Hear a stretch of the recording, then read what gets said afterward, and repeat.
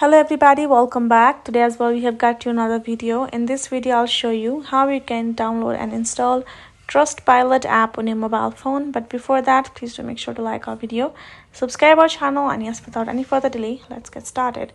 So for that, simply go ahead, open up your app store for the purpose. And as I have done Trustpilot, you're gonna do the same. And go ahead, you're gonna find your option right over here.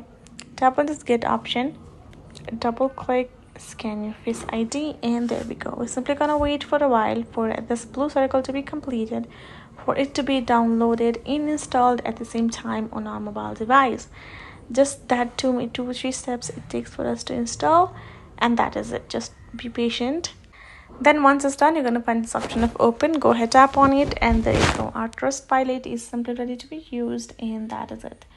So that's how you can do it. Hope this video was helpful to you all. Thank you so much for watching, and I'll see you guys in our next video.